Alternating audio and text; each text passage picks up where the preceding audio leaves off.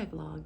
It is currently June 3rd, 2:58 a.m. Counting this as June 2nd though, because it's the day of the 2nd. I just revised my least favorite song that I wrote for the last excerpt I did of Cafe, which was Clean Slate. The song was titled Clean Slate. It was something that I had developed for my composer lyricist class, which then I took to be this, and I just did not like the song. I had this really wonderful actress, Maria Alexia, who like made me love it because she really sold it. The beauty of like her performance gave this piece so much life, but the lyrics were doing a lot of telling and not showing, and I was just never really happy with the way that this AABA worked. And honestly, at this point in my career, I genuinely haven't felt that I've written a really good AABA song, because they're supposed to be super concise. It's like a one thought song. It's not the kind of song that you can explore a lot of ideas in. It's supposed to be concise and to the point. Anyway, you don't need me to lecture to you about AABA unless you want to. Also, if you hear that in the background, it's the fan. It's very hot. Anyway, I just rewrote it and it's titled now What's the Point, which I think is a way stronger but still similar idea to like the Clean Slate. She is looking to change her life with this opportunity, and so I followed sort of the structure of the last one, but this lyric is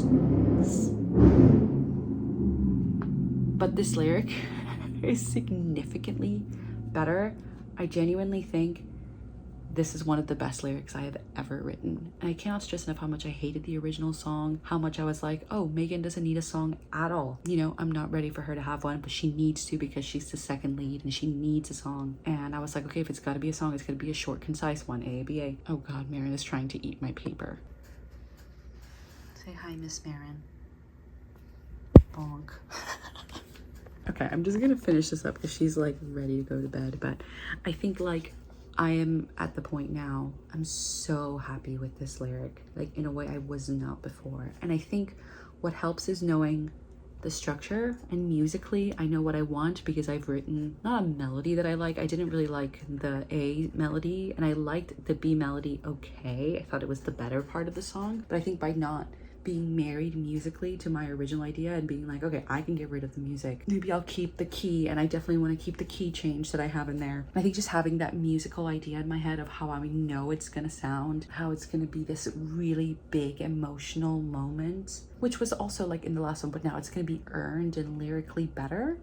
Yeah, I just feel really good about it and really strong. Like legitimately, these are some of my favorite lyrics I have ever written. This last semester, I was really going through a period of like, maybe I actually don't know how to write lyrics at all. And being in this master's program and like doing this with Cafe and getting all these opportunities is actually just like not true. And people are just like, you know, being nice because I'm brown and a woman and composing, but that's not true.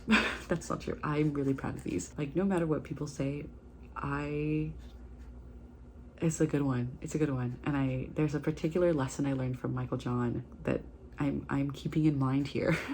Like this really juicy rhyming scheme. I'm keeping it persistent. This is what makes you a pro, man. All right, anyway, can't wait to set it to music in July.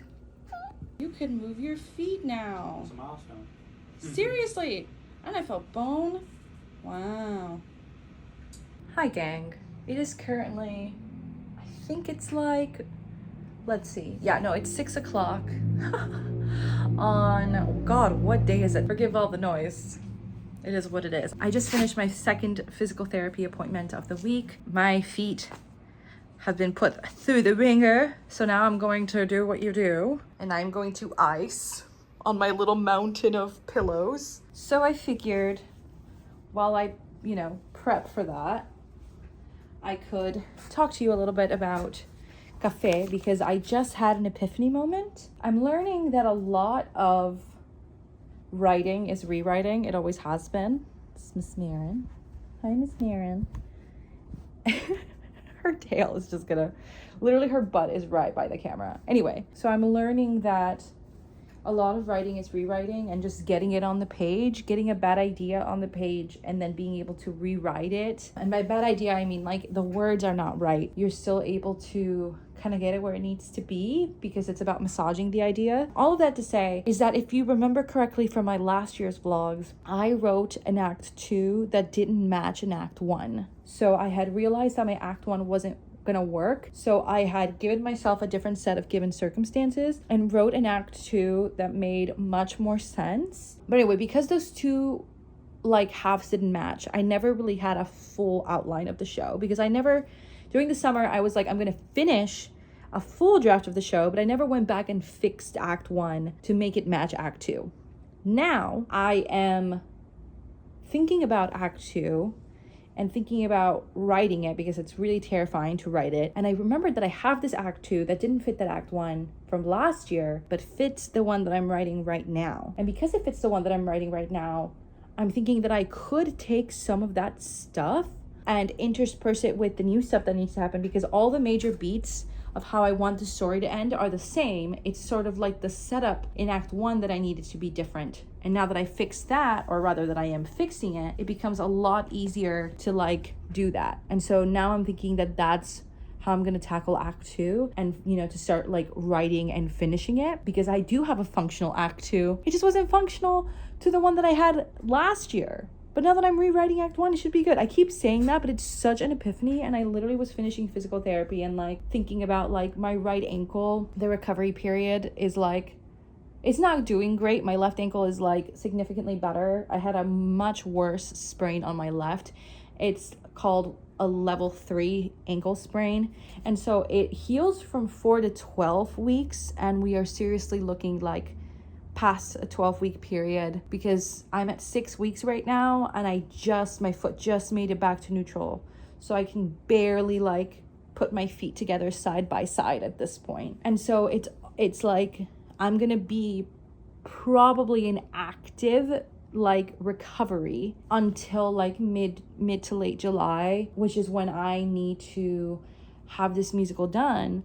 And, you know, in my heart, I wanted to write the music in LA because I feel like that would just make my music right. But because of where I am in my recovery, I'm going to be spending a lot less time writing music where I wanted to. So that means that I'm trying to get ahead of that so that when I do go to Los Angeles, I'm like, music, music, music. You know what I'm saying? All that to say that I am actually looking forward to Act 2 now that I have a solution. And even if it's not as good as I remember it, and even if it doesn't make any sense, I know now that I'm a good enough writer and in terms of like, I've been to school, I know the tools, and I can go in there and fix it and make it what it needs to be. All right, well, I'm gonna go ice because I need to ice for 10 minutes and then do my alphabets with my ankles and then rest and then wear my boot for 8 hours. But it's just like a positive thing. Like physical therapy last month was really, really rough emotionally.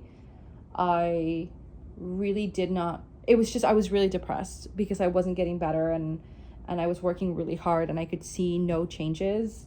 And now that I'm starting to feel bone and I'm starting to see movement in my right ankle, I just feel so much happier. Like at this point next year, I want to run like a marathon or walk a marathon, you know, just something, because I walk around so much, but I took it for granted and I won't be doing that again. All right. Enough of that. I'll catch you on the other side.